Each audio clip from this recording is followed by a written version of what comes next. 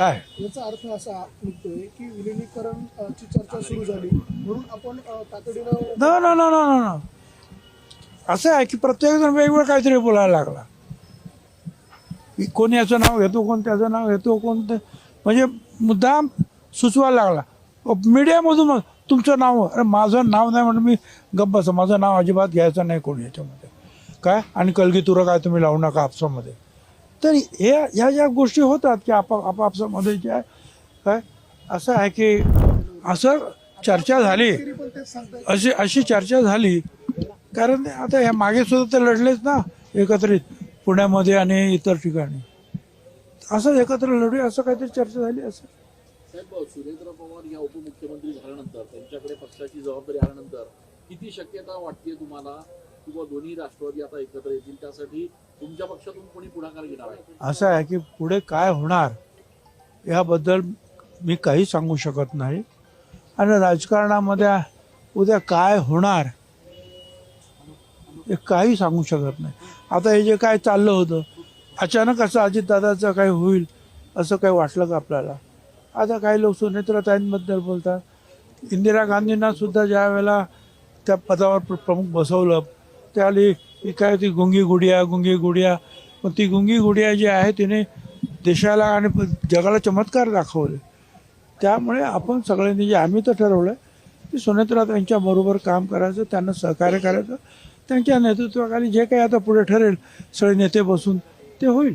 साहेब, सगळ्या लोकांमध्ये, जनतेमध्ये, त्याचप्रमाणे राष्ट्रवादीच्या पण कार्यकर्त्यांमध्ये एक प्रश्न असा आहे की नेमका धोका असा काय होता राष्ट्रवादीला की ज्याच्यामुळे एवढ्या काही निर्णय घ्यावा लागला आणि सुनेत्रा पवारांना उपमुख्यमंत्रीपद द्यावं लागलं? असं मोकळं ठेवून काय फायदा होता? चर्चाच होत होत्या ना। आता ही तरी 3-4 दिवसांनी झाली। मर्जरची चर्चा तुम्ही पहिल्या दिवशी सुरू केली, समोर अजितदादांचं जे आहे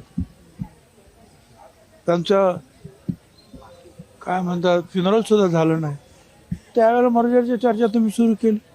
त्यावेळेला तुम्ही कोणी विचार केला नाही की नाही आता आपल्याला ही वेळ नाही असं काही बोलायचं, जरा थांबलं पाहिजे। आणि एकूणच ज्या काही गोष्टी आहेत आणि मग कोण काय बोलतं, काही मीडियामधून सुद्धा काही गोष्टी सोडल्या जातात, पेरल्या जातात, त्यापेक्षा तो विषय बंद केलेला बरा। आणि मला असं वाटतं आम्ही तो योग्य प्रकारे उपमुख्यमंत्री पदाचा विषय योग्य प्रकारे आम्ही बंद केलेला आहे। याचा अर्थ असा निघतोय की विलिनीकरणची चर्चा सुरू झाली म्हणून आपण तातडीनं न न न न न असं आहे की प्रत्येकजण वेगवेगळं काहीतरी बोलायला लागला। कोण याचं नाव घेतो, कोण त्याचं नाव घेतो, कोण ते म्हणजे मुद्दाम सुचवायला लागला मीडियामधून। तुमचं नाव, अरे माझं नाव नाही म्हणून मी गप्प बसा, माझं नाव अजिबात घ्यायचं नाही कोणी याच्यामध्ये काय, आणि कलगीतुरं काय तुम्ही लावू नका आपसामध्ये। तर ह्या ज्या गोष्टी होतात की आपापसामध्ये ज्या काय असं आहे की काही चांगलं झालं तर ती न्यूज नसते, काही वाईट असेल तर ती न्यूज मोठी असते ना मीडियाच्या दृष्टीने। साहब, हिंदी में क्या कहेंगे? हिंदी में अस्थि विसर्जन के लिए आए अध्यक्ष पाटिल असावा पण पटेल नसावा। ठीक आहे ना, पक्ष ठरवेल ना ते काय, पक्ष ठरवेल, पाटील आहे पटेल आहे आम्ही थोडं ते आता त्या स्वतः सुनेत्राताई बसलेल्या त्या समंजस खासदार आहेत, त्यांनी काम केलेलं आहे। बारामतीमध्ये सुद्धा ते प्रत्यक्ष काम करतच होत्या वेगवेगळ्या ठिकाणी, सुशिक्षित आहेत त्या।